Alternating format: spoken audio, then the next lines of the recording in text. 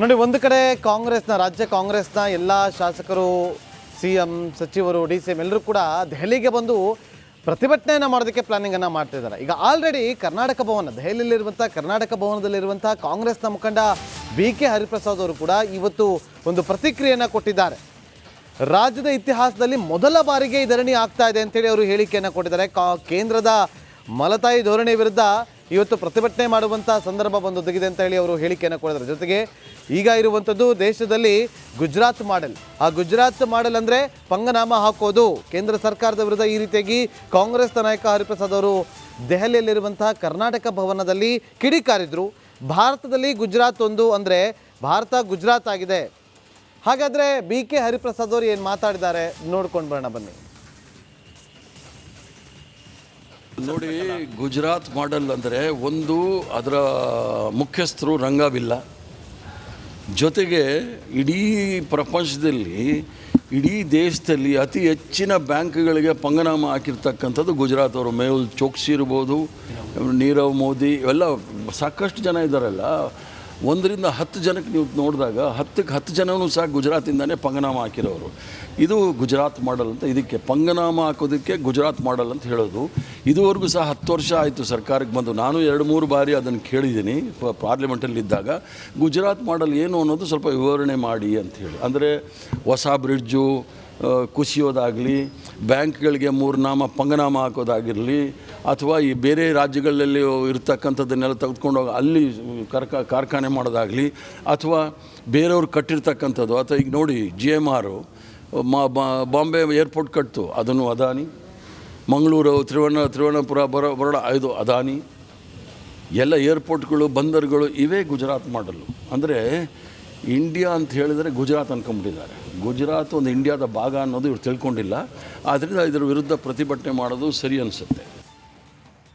ಭಾರತೀಯ ಜನತಾ ಪಾರ್ಟಿಯವರು ಈ ದೇಶವನ್ನು ಇಬ್ಬಾಗ ಮಾಡಲಿಕ್ಕೋಸ್ಕರ ಹಲವಾರು ಕಾರ್ಯಕ್ರಮಗಳನ್ನು ರೂಪಿಸ್ಕೊಂಡಿದ್ದಾರೆ. ಒಂದು ಧರ್ಮದ ವಿರುದ್ಧ ಆಗಲಿ, ಒಂದು ಭಾಷೆಯ ವಿರುದ್ಧ ಆಗಲಿ ಮಾಡ್ತಕ್ಕಂಥವರು ಭಾರತೀಯ ಜನತಾ ಪಾರ್ಟಿಯವರು. ಈ ದೇಶದಲ್ಲಿ 19,000 ಭಾಷೆಗಳಿದೆ. 1 nation 1 language, 1 nation 1 religion, 1 nation 1 leader, 1 nation 1 ration, 1 education ಅಂತ ಹೇಳ್ಕೊಂಡು ದೇಶದ ವಿಭಜನೆ ಮಾಡಲಿಕ್ಕೆ ಪ್ರಯತ್ನ ಮಾಡ್ತಕ್ಕಂಥದ್ದು ಭಾರತೀಯ ಜನತಾ ಪಾರ್ಟಿಯ ವಿರುದ್ಧ ವಿನಃ ಬೇರೆ ಯಾರೂ ಇಲ್ಲ. ಅದ್ರ ವಿರುದ್ಧ ನಾವೇನೂ ಒಂದಾಗಬೇಕಾದಿಲ್ಲ. ನಮ್ಮ ರಾಜ್ಯಕ್ಕೆ ಸಿಗಬೇಕಾದ ಹಕ್ಕು, ನಮ್ಮ ರಾಜ್ಯಕ್ಕೆ ಬರಬೇಕಾದ ಹಣ ಸರಿಯಾದ ಸಮಯದಲ್ಲೂ ಬರ್ತಾಯಿಲ್ಲ, ಸರಿಯಾಗಿ ಬರ್ತಾಯಿಲ್ಲ ಅನ್ನೋ ವಿಚಾರದಲ್ಲಿ ಪ್ರತಿಭಟನೆ ಮಾಡೋಕ್ಕೆ ನಾವೆಲ್ಲರೂ ಸಹ ಇಲ್ಲಿ ಬಂದಿದ್ದೇವೆ.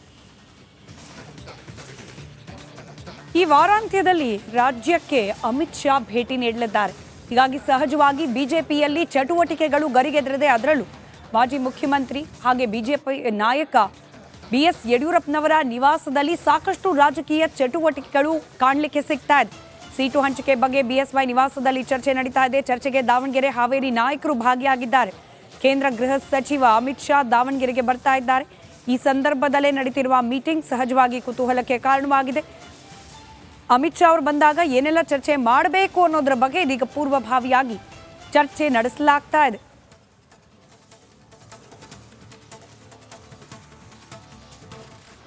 ಅಲ್ಲಿ ದಾವಣಗೆರೆಯಲ್ಲಿ 8ನೇ ತಾರೀಕು 9ನೇ ತಾರೀಕು ಮಾನ್ಯ ಅಮಿತ್ ಶಾ ಅವರು ಬರ್ತಾ ಇದ್ದಾರೆ. ಅದರ ಬಗ್ಗೆ ದಾವಣಗೆರೆ ಪ್ರಮುಖರ ಜೊತೆ ಕೂತು ಚರ್ಚೆ ಮಾಡಿದೆ. ಇನ್ಯಾವುದು ವಿಶೇಷ ಇಲ್ಲ. ಅಲ್ಲಿ ದಾವಣಗೆರೆಯಲ್ಲಿ 8ನೇ ತಾರೀಕು 9ನೇ ತಾರೀಕು ಮಾನ್ಯ ಅಮಿತ್ ಶಾ ಅವರು ಬರ್ತಾ ಇದ್ದಾರೆ. ಅದರ ಬಗ್ಗೆ ದಾವಣಗೆರೆ ಪ್ರಮುಖರ ಜೊತೆ ಕೂತು ಚರ್ಚೆ ಮಾಡಿದೆ. ಇನ್ಯಾವುದು ವಿಶೇಷ ಇಲ್ಲ. ಅಲ್ಲಿ ದಾವಣಗೆರೆಯಲ್ಲಿ 8ನೇ ತಾರೀಕು 9ನೇ ತಾರೀಕು ಮಾನ್ಯ ಅಮಿತ್ ಶಾ ಅವರು ಬರ್ತಾ ಇದ್ದಾರೆ. ಅದರ ಬಗ್ಗೆ ದಾವಣಗೆರೆ ಪ್ರಮುಖರ ಜೊತೆ ಇದು ಈಶ್ವರಪ್ಪನವರ ಮಾತು. ದಾವಣಗೆರೆಗೆ ಬರ್ತಾ ಇದ್ದಾರೆ ಅಮಿತ್ ಶಾ ಅವರು, ಅದ್ರ ಬಗ್ಗೆ ನಾವು ಚರ್ಚೆ ಮಾಡಿದ್ವಿ ಅನ್ನೋದನ್ನ ಹೊರತುಪಡಿಸಿದ್ರೆ ಬೇರೆ ಯಾವುದೇ ರೀತಿಯ ರಾಜಕೀಯ ಚರ್ಚೆಗಳು ಇಲ್ಲಾಗಿಲ್ಲ ಅಂತ ಹೇಳ್ತಿದ್ದಾರೆ. ಆದರೂ ಕೂಡ ಆ ಭಾಗದಲ್ಲಿರ್ತಕ್ಕಂಥ ಟಿಕೆಟ್ ಆಕಾಂಕ್ಷಿಗಳು ಹಾಗೆ ರಾಜಕೀಯವಾಗಿ ಆಗಬೇಕಾದ ಲೆಕ್ಕಾಚಾರಗಳು, ಚುನಾವಣಾ ದೃಷ್ಟಿಯಿಂದ ಇದೆಲ್ಲದರ ಬಗ್ಗೆ ಒಂದು ಸುತ್ತಿನ ಮಾತುಕತೆ BS ಯಡಿಯೂರಪ್ಪನವರ ಸಮ್ಮುಖದಲ್ಲಿ ಆಗಿರುವ ಸಾಧ್ಯತೆಗಳು ಕೂಡ ಇದ್ದೇ ಇದೆ.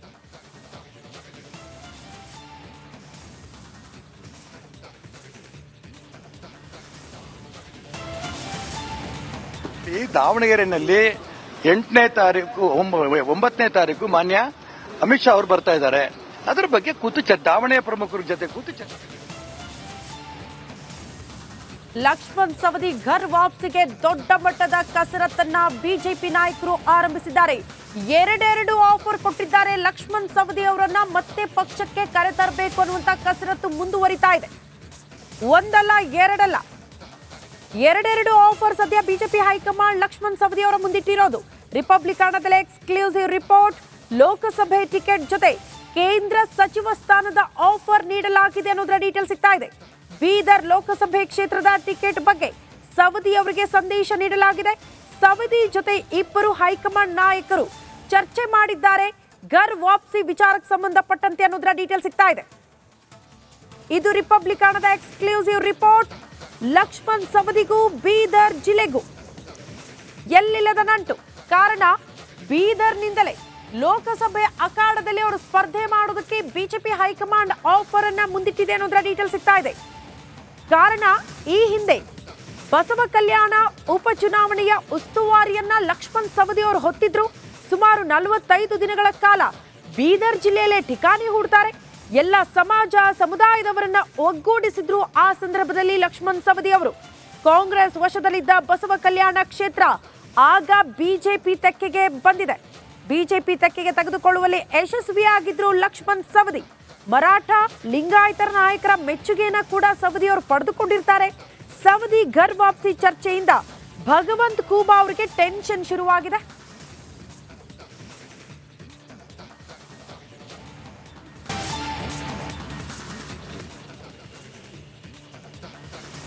Welcome back. ಜಾರ್ಖಂಡ್ನ ಎಲ್ಲ ಶಾಸಕರನ್ನ ಕೂಡ ಹೈದರಾಬಾದ್ನ ಹೊರವಲಯದ ರೆಸಾರ್ಟ್ನಲ್ಲಿ ಇಡುವಂಥ ಕೆಲಸವಾಗಿತ್ತು.